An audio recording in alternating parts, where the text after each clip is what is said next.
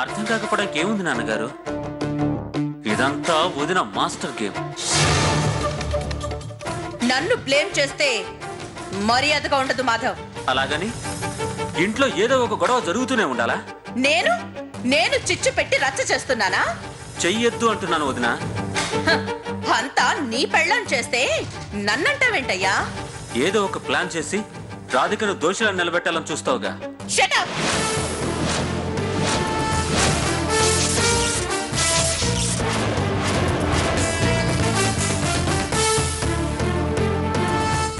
ఆ మాట నేనంటే నీ వాల్యూ పడిపోతుంది. మాధవ్ మాధవ్, దయచేసి నా మాట విను. కాసేపు ఊరుకో ప్లీజ్. నీకు దండం పెడతాను మాధవ్. నువ్వెందుకమ్మా మధ్యలో నలిగిపోతావు? అసలు ఇలాంటి వాళ్ళని. మావయ్య గారు, మీరు ఇంకొక మాట మాట్లాడినా నా మీద ఒట్టే.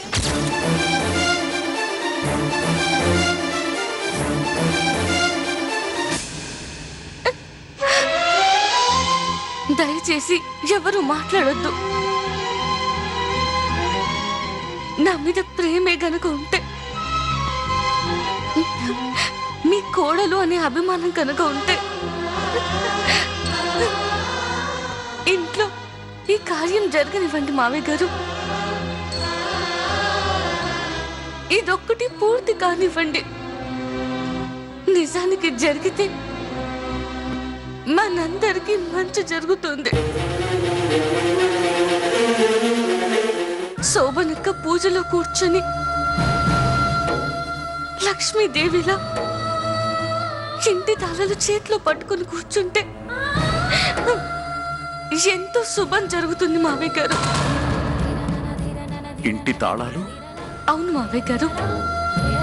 అలా పెద్ద కొడలు చేతుల మీదుగా పూజ జరిగితే ఈ ఇంటికున్న అరిష్టాలన్నీ తొలగిపోయి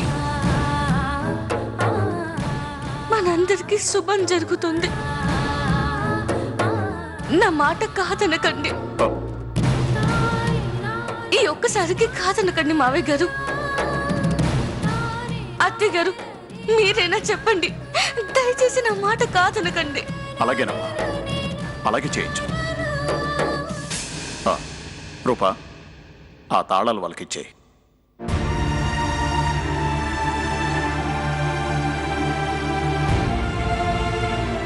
నీకోసం ఏవైనా చేస్తాను తల్లి. తాళాలు పూజలేంటి, ఏవైనా చేస్తామమ్మా. ఉండమ్మా.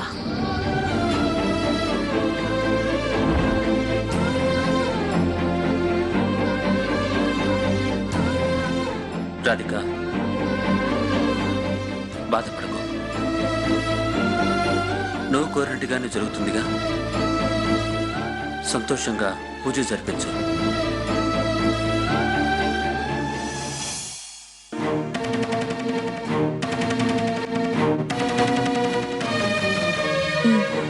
ఇవిగో రాధిక, పూజలో పెట్టించు.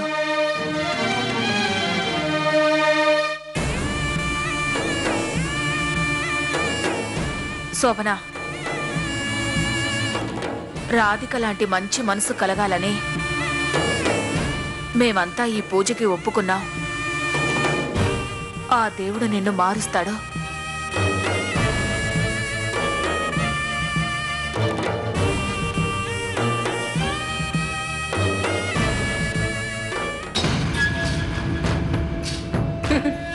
మారుస్తాడు.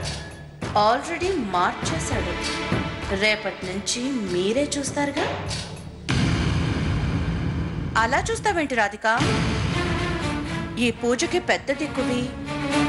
రా, పూజ చెప్పిద్దు గాని. పద రాధిక.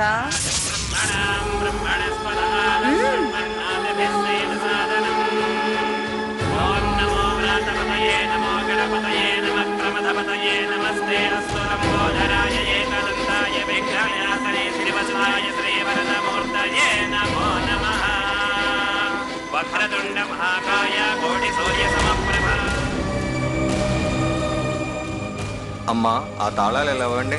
వక్రతుండ మహాకాయ కోటి సూర్య సమప్రభ ఓం హిరణ్యవర్ణాం హరణీం సువర్ణరజతస్రజాం చంద్రాం హిరణ్మయీం లక్ష్మీం జాతవేదో మమావహ మావహ జాతవేదో లక్ష్మీమనవగామిని. అమ్మా వీటిని స్వీకరించండి.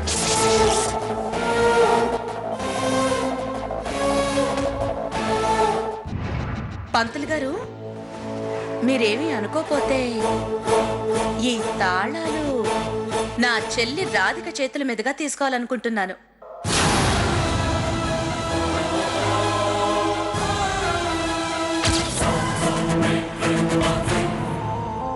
ఎందుకంటే ఎప్పటికైనా ఇంటికి పెద్ద కోడలే దిక్కని చిన్న కోడలు ఒప్పుకోవాలి కదండి.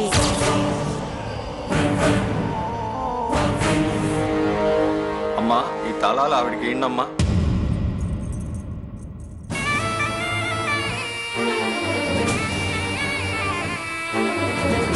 యస్యాం హిరణ్యం విందేయం కామస్వం పురుషానహం అస్మపూర్వామృతమస్యాం హస్తినాద ప్రబోధినీం స్వయం దేవీ ఉపపయే శ్రీర్మా దేవీ కృషదాం కాంసోస్మినాం హిరణ్యపురాకారామాబ్జాం జ్యోతిం తృప్తాం తర్పయంతీం పరమే స్థితాం పద్మవర్ణాం దామినోపపయే శ్రియం చంద్రాం ప్రకాశాం యతసా జ్వలంతీం వయం లోకే దేవజుష్టాముదారా రాధిక, పంతులు గారు ఇప్పుడే వస్తాను. సత్య, ఈయనకి దక్షిణ సంగతి చూడమ్మా.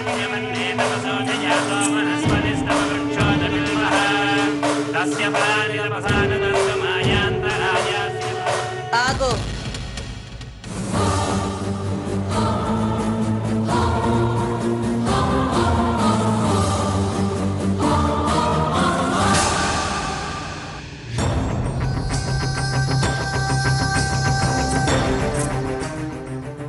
ఎక్కడికి వెళ్తున్నావు రాధిక? మావి వాళ్ళకి టిఫిన్ పెట్టాలి కదక్కా. పెట్టడం కాదు, వండి పెట్టాలి. ఏంటి అలా చూస్తున్నావు? ఇన్నాళ్ళు ఈ ఇంట్లో నన్ను కనీసం మనిషిగా కూడా చూడలేదు. పెద్ద కోడలిగా ఈ ఇంటి బాధ్యతలు చేజిక్కించుకున్నాక నేను మాత్రం నిన్ను మనిషిలాగే చూస్తాను. మామూలు మనిషిలా కాదు, వంట మనిషిలా, పని మనిషిలా, ఇంటి మనిషిలా. అబ్బో, చాలా రకాలున్నాయిలే. అంటే నన్ను నీ టాలెంట్ ని నేను వాడుకుంటున్నానన్నమాట, అంతే. సేవ, సహనం, జాలి, దయ, ఇలా తమ్మిడి ఆదాయం లేని సుగుణాలు నీలో చాలా ఉన్నాయి కదా. వాటిని ఖాళీగా ఉంచడం ఎందుకని ఇలా పనప్పగిస్తున్నాను. ఇంటి పనులు చేయడానికి మంగం ఉంది కదా అంటావేమో. నీకు ఆ ఛాన్స్ ఇవ్వకుండా దాన్ని పనిలో నుంచి తీసేశారు. అయినా నువ్వుండగా ఇంకొకరు ఎందుకు దండగా? అక్క అక్క, ఇది అన్యాయం అంటావేమో. అలా నువ్వు నన్ను అడగకూడదమ్మా. నేనే అడగాలి, నేనే చెప్పాలి. నువ్వు వినాలి, చెయ్యాలి.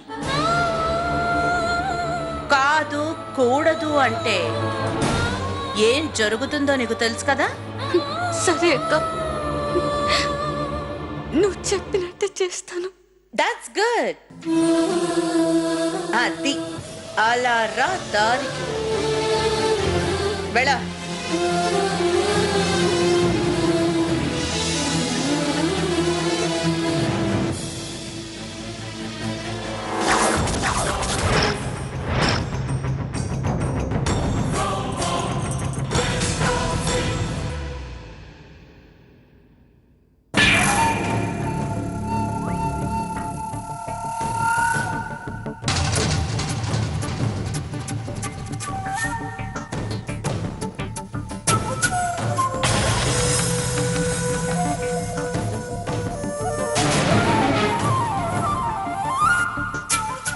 ఏంటి సత్య, సడన్ గా నీలో ఇంత చేంజ్ వచ్చింది? నీ రేంజ్ పెరగగానే నాలో చేంజ్ వచ్చిందక్కా. ఈ ఇల్లే నీ చేతిలో ఉంది, అలాంటప్పుడు నా చేతిలో నీ కాళ్ళుంటే తప్పే ఉందక్కా. మహారాణికి సేవ చేస్తేనే కదా నాలాంటి చెలికత్తెకి భవిష్యత్తు ఉండేది. నీ జీవితానికి ఏం ఢోకా లేదు. రోజుకి 1,00,000 ఖర్చు చేసినా ఆయుష్ అయిపోవాల్సిందే గాని ఆస్తి మాత్రం అయిపోదు. అన్ని కోట్లు ఉన్నాయా అక్క? లెక్కలెందుకులే, అనవసరంగా పీడకలలొస్తాయి. అక్క, ఏ మాటకు ఆ మాట చెప్పుకోవాలి అంటారు. నువ్వు సూపర్ అక్క. చీరలు ఎలా మారుస్తావో నీ ఆలోచనలు కూడా టపటపామని మార్చేస్తావక్క. మైండ్ బ్లోయింగ్ అక్క. గిచ్చకుండా గిల్లకుండా కనీసం తిట్టకుండా అధికారాన్ని అరటి తొక్క తీసినంత ఈజీగా తీసేసుకున్నావు. నీకిన్ని చావు తెలివితేటలు ఎలా అబ్బాయక్క? అవి ఈ మధ్యనొచ్చినవి కాదు, పుట్టుకతోనే వచ్చినవి. అదేలే, సుడి అంటారు కదా. ఏది ఏమైనా నేను చాలా లక్కీ అక్క. నీ దగ్గర ఒక 6 నెలలు ఉన్నాననుకో, ఏ పార్టీలో పని చేయకుండానే డైరెక్ట్ గా ఎలక్షన్ లోనే దిగిపోవచ్చు. రాజకీయం చెయ్యాలన్నా రచ్చ చెయ్యాలన్నా నీ తర్వాతే అక్క ఎవరైనా. నన్ను నీ శిష్యురాల్ని చేసుకో అక్క, ప్లీజ్ అక్క. రాధికని అణగదొక్కడానికి నీ వంతు కృషి నువ్వు చేస్తున్నావు. ఏదో ఉడతా భక్తి. అది చాలు, గురుదక్షిణ కింద జమ కట్టేసుకుంటారు. అయ్యో, చాలా థ్యాంక్స్ అక్క. నువ్వు నన్ను ఆశీర్వదించావు అంటే ఇక నేను నా టాలెంట్ ను ప్రూవ్ చేసుకుంటానక్క.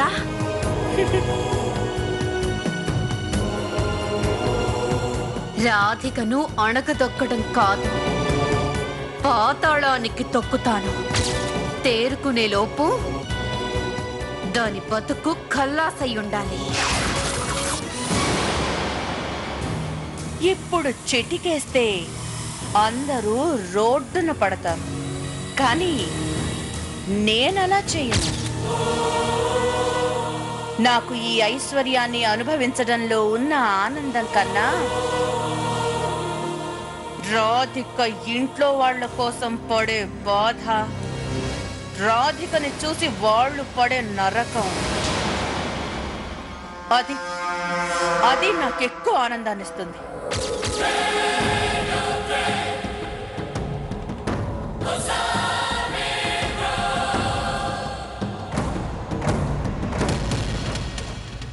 ఏంటి సాడిస్ట్ అనుకుంటున్నావా?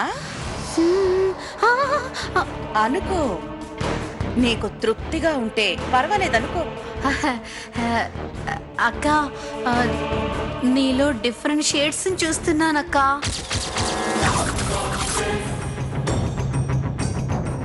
చూడాల్సిన షేడ్స్ చాలా ఉన్నాయి, రోజుకొకటి చూద్దుగా.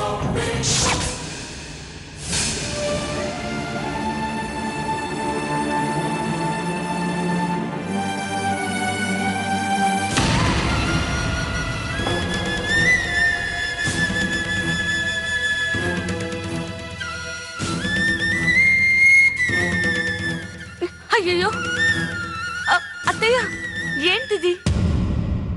ఈ పని మీరేం చేస్తున్నారు? లేవండి.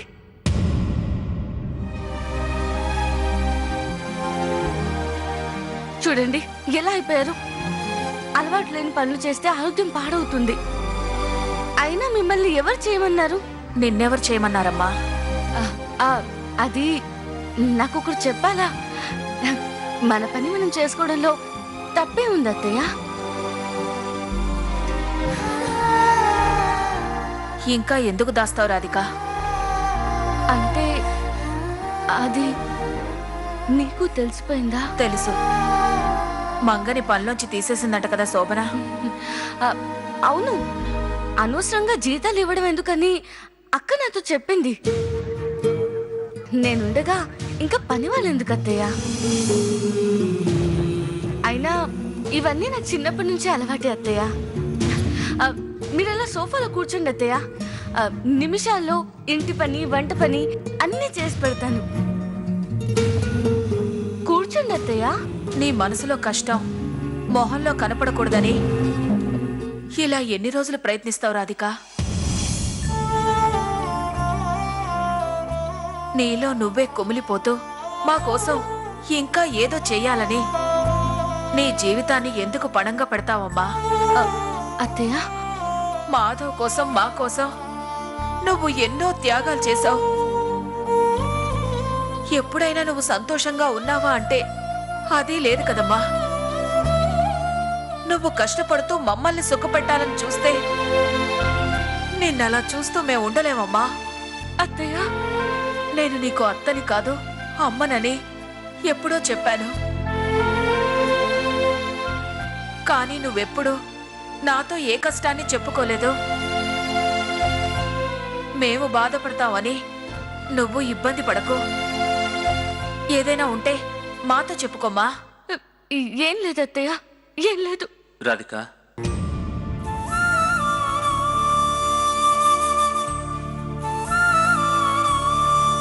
నువ్వేం చేసినా మా అందరి మంచి కోసమే చేస్తావని తెలుసు. అందుకనే నువ్వు వదిన్ని పూజలో కూర్చోబెడతాను అన్నా, పెద్ద కోడలిగా బాధ్యత ఆవిడికి అప్పగిస్తాను అన్నా మేము ఓకే అన్నాం. నీకు స్వార్థం ఉండకపోవచ్చు, కానీ నువ్వేమైపోతావు అన్న తాపత్రయం మాకుంది. నాకు తెలుసు మాధవ్, అంతటి ప్రేమ నాపై చూపిస్తున్నందుకే మీకోసం ఇంకా నేనేం చేయాలని సతమతమైపోతున్నాను. నీలో ఏ బాధ ఉందో పైకి కనపడకపోయినా మా కోసం ఇన్ని చేస్తున్న నీకోసం మేం కాస్త సాయపడినా శ్రమపడినా మాకు తృప్తిగా ఉంటుంది రాధిక. అత్తయ్య,